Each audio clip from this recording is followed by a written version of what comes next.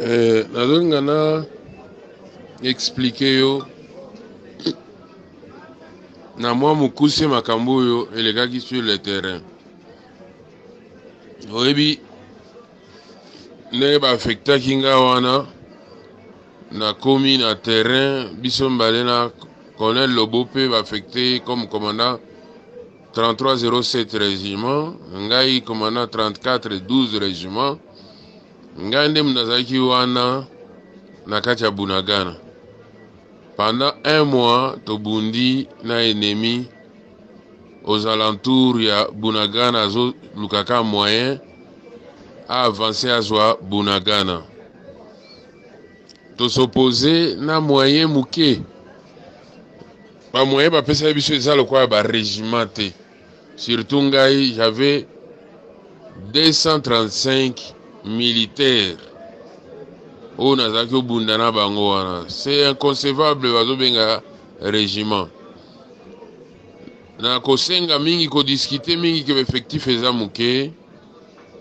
Baye ko pesa ngai autorisation na longola bato na nga mosusu muke bazalaka na état major kuna na ye na bango wana nazwa état major ezalaki na Nyamilima nazwa suba misusu bazalaki détaché na ICSN na makambo ya parc nazongisa bango wana. C'est une situation que j'ai trouvé comme ça.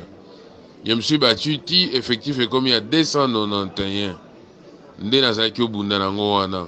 C'est très peu na terrain munene wana poto bunda na M23 frontière nyonso ya Uganda polele liboso kuna côté ya frontière ya Rwanda nde M23 zo utela Zamba Bangomba na discuter ti na Lembi pona kosenga bato jusqu'à ce que avant événement le kanaki na Bunagana po Bunagana etikala na maboko ya M23.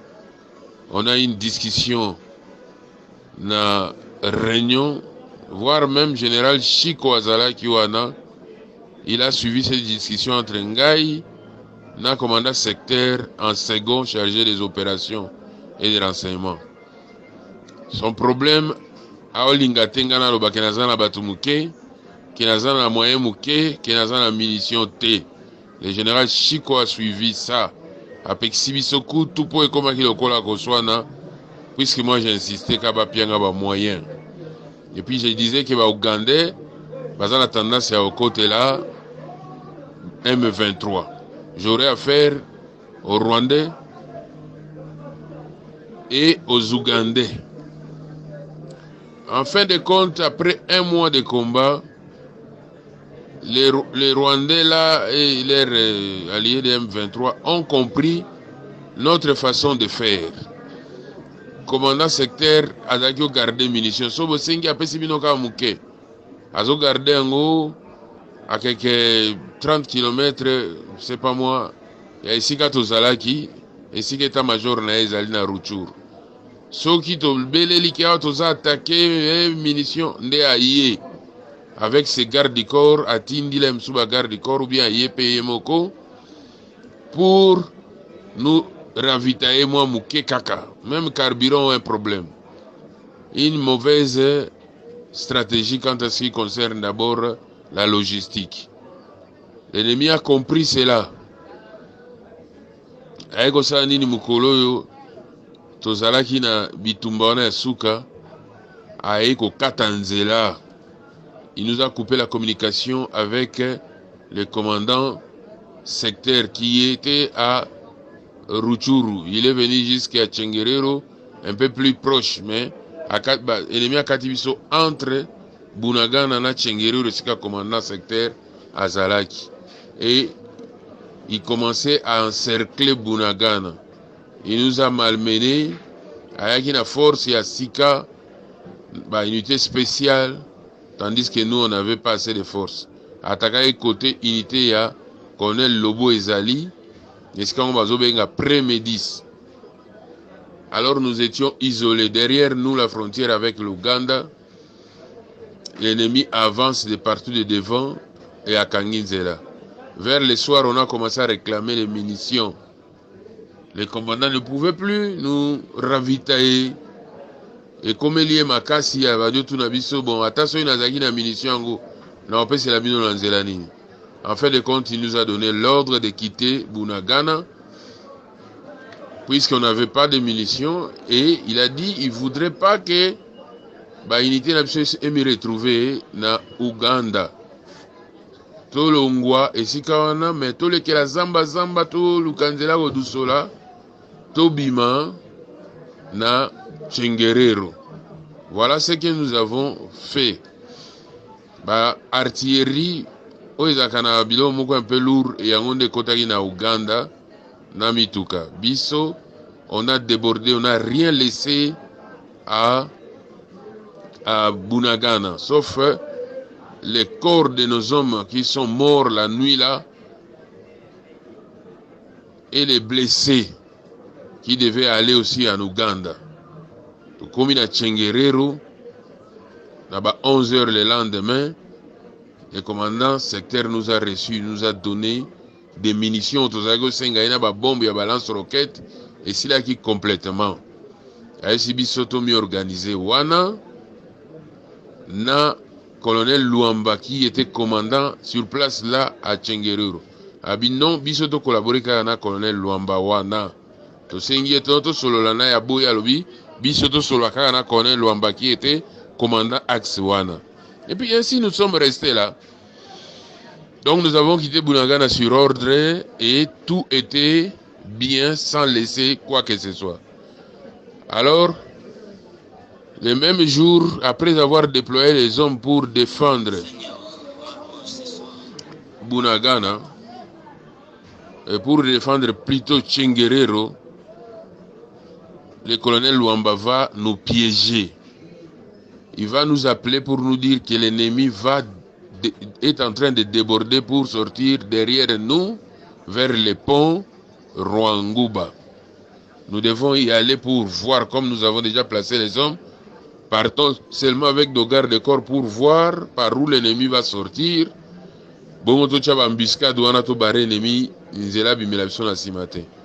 Nous sommes partis avec lui ensemble, moi, lui, colonel Lobo, les seconds du colonel Lobo, SD du colonel Lobo, S3 du colonel Lobo, son S2 adjoint, avec d'autres hommes là. Donc il y a une légion de témoins là.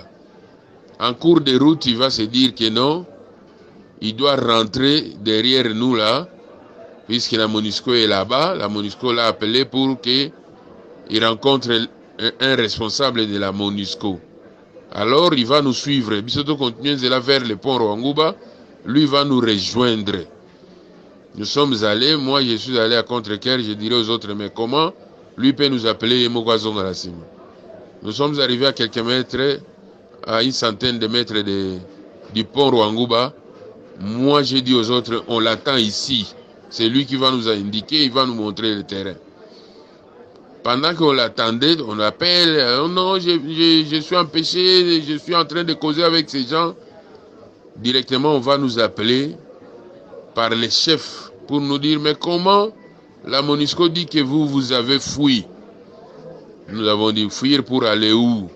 Nous sommes sur le terrain, nous sommes vers le pont Rwanguba pour voir comment mettre l'embuscade, puisque nous sommes informés par le colonel Luamba que l'ennemi va déborder pour nous couper ici au pont Rwanguba.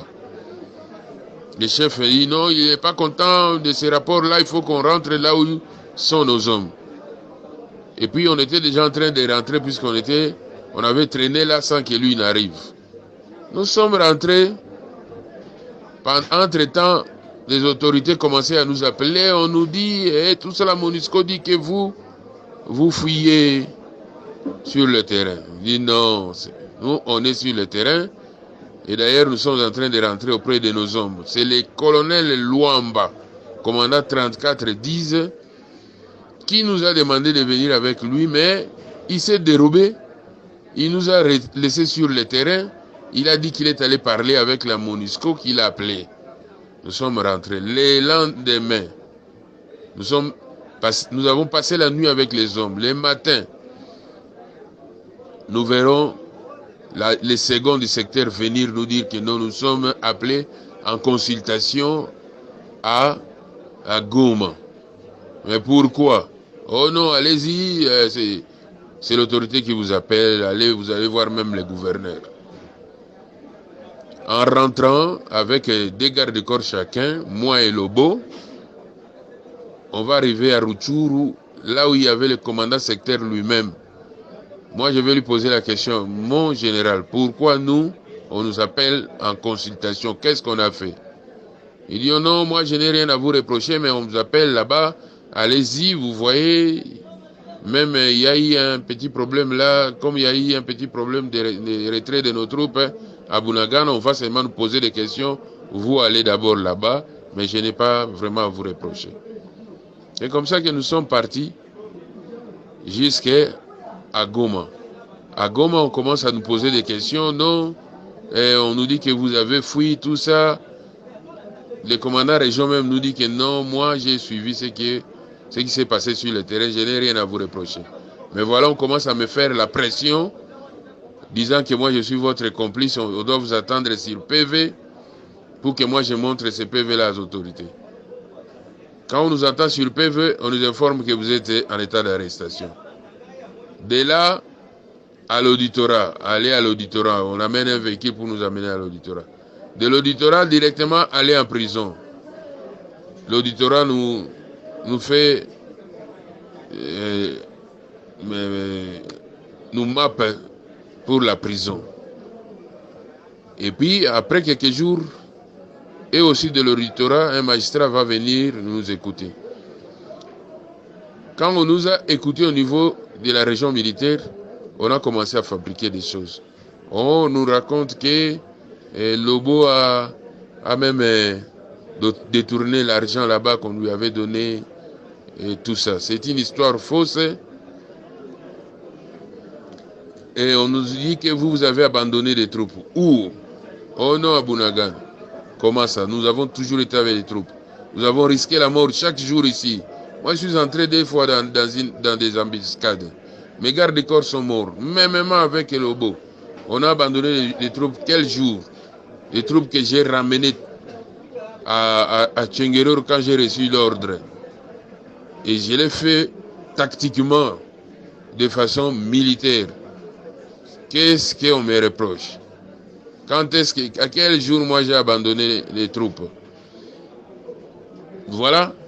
En fait de compte, non, c'est une lâcheté de votre part, l'infraction de lâcheté, l'infraction de quoi ça, d'abandon des troupes, et puis avec des détournements des deniers publics.